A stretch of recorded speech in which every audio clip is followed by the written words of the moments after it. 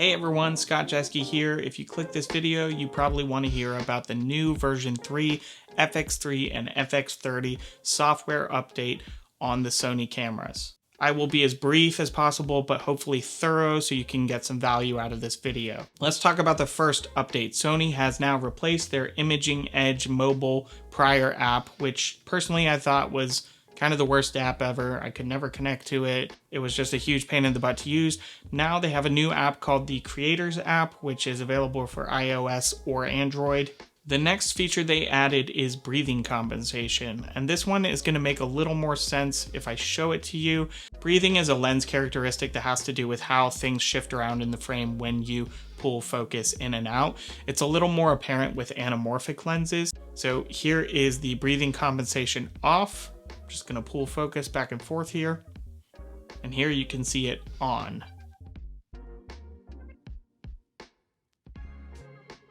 Next up is frame rate. Yes, this camera finally has true 24p frame rate. I don't think this was the end-all deal breaker for this camera, but it was certainly something people got their pitchforks out for, and I can kind of understand why. The more I used the camera, the more I was missing that true 24p, and it's great that this camera finally has that. Now, the thing to note about the 24p is that it can only be used in the full DCI 4K mode.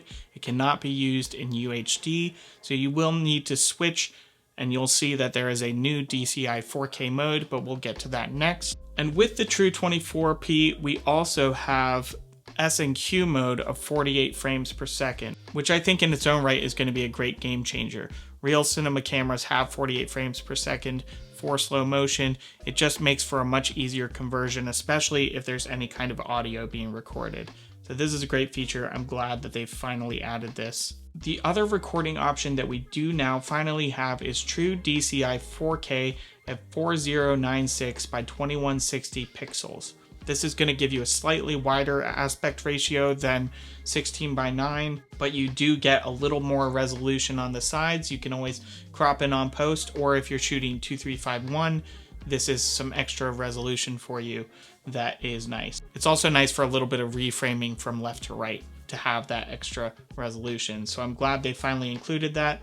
The only downside is that you can only record 24p to that full DCI 4K, not to the UHD modes. And with that being said, if you use an Atomos Ninja recorder, there's some funky stuff going on where these aren't quite compatible yet. So you might see some error messages if you try to send this particular new signal to your Atomos Ninja V recorder, as I'm showing you right here.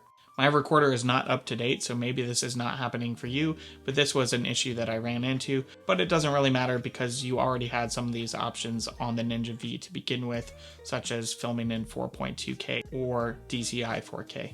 The next big feature is Desqueeze mode. So if you use anamorphic lenses, rather than using an external monitor, you can now desqueeze in camera.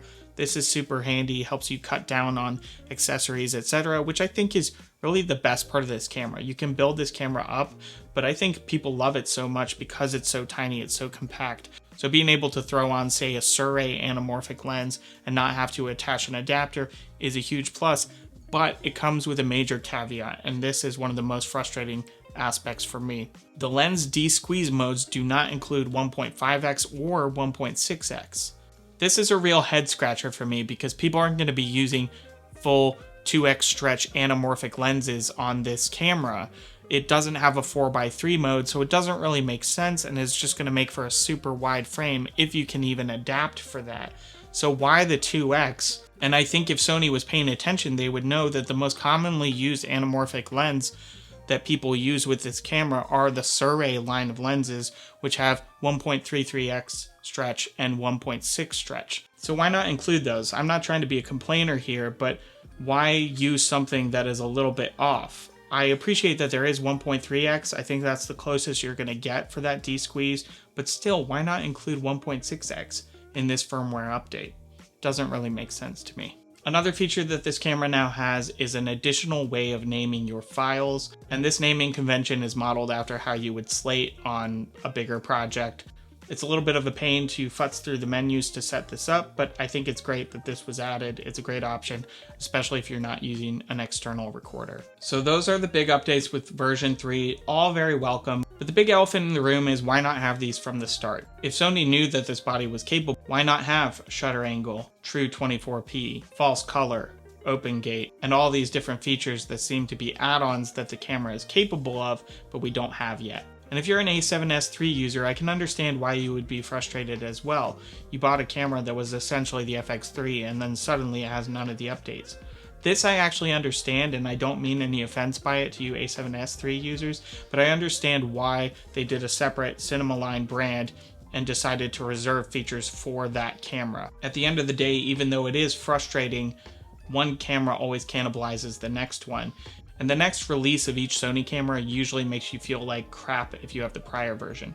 I remember when the A7S3 came out, I still had the A7 III. I was very tempted to buy it, but I decided to hold on and wait. So I guess the only advice I have is, if you're an A7S3 user, you could sell it, or you could use it still. It's a perfectly good camera with plenty of options. Or if you feel like you're gonna explode without these features, you could hold out till the next release. I do understand the frustration, but I also understand why Sony went this route to sort of differentiate these cameras. Now, having said that, they should have differentiated it from the start. And it's a little amusing to see all the creators who, when the FX3 first came out, basically said it was a toy and a terrible camera, and now it's one of the most popular cameras on the market. So all that to say, I'm glad that Sony is providing updates. I think this update is great. I love that there's 24p now and true DCI 4K, but like many of you, I do wish they added these features from the start, and I do think in a future release it would be great to see shutter angle, false color, and the ability to shoot open gate. Thank you all for watching, and if you liked what you saw, don't forget to like, comment, subscribe, and check out some of my other videos. There's some fun stuff out there that I think you'll enjoy. Bye.